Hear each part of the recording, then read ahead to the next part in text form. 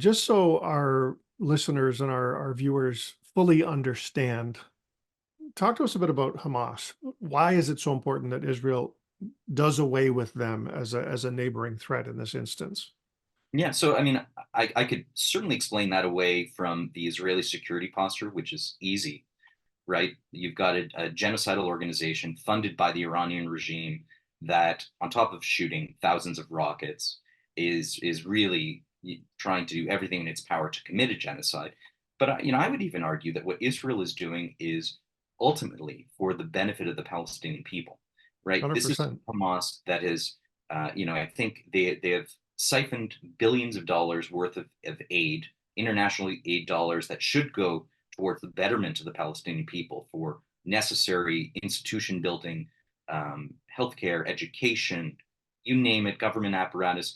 But Hamas, it's a kleptocracy, an autocracy, a theocracy. It's doing everything in its power, one, for corruption purposes, right? You've got the leaders who, mind you, do not live in Gaza. They live in exile in Qatar, Ismail Haniyeh and Khalid Mashal, billionaires, multiple billionaires, taking tax levies from the Palestinian people, and Israel is going in there again.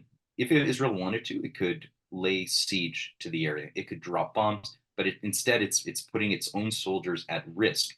And to back to the claim of genocide by South Africa, if Israel were committing genocide, you would think that they would also be targeting Palestinians in the West Bank or Arab Israelis in Israel, but they're Exactly. not. But why aren't they? Because they have every desire to extend a hand outstretched in peace for their Palestinian brethren. And there's nothing any Israeli would want more than the status quo to be peace. But this is a war that Israel didn't ask for. It's a war that Israel doesn't want, but it's a war that Israel has no choice but to win. Yeah.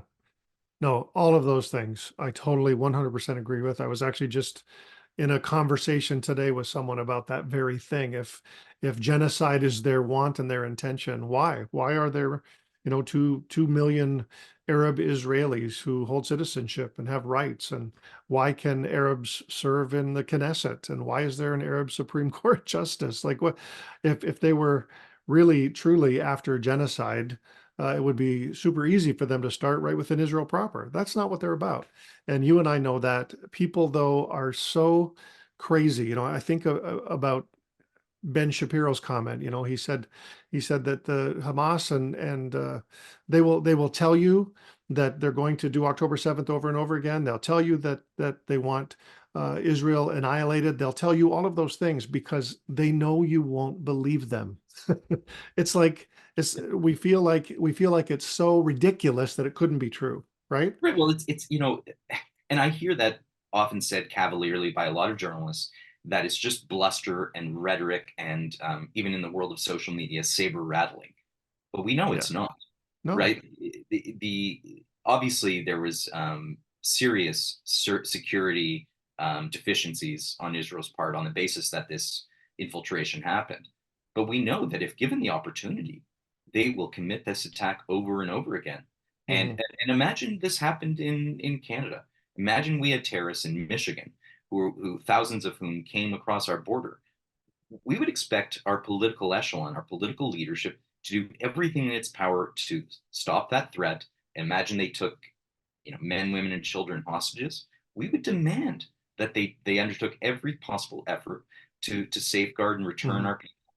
And I think the world is cavalier when they call for a ceasefire. They don't condition that on the return of the hostages. And quite frankly, when they say that Israel should commit a ceasefire, why are they not calling for Hamas to disarm, disband, and return the hostages? Why is that not Right. the most important policy prescription? The war could be over tomorrow, if they return the hostages, if Hamas demilitarized Gaza and got out. Right. I think the world is really acting as Hamas's advocates, whether consciously or subconsciously.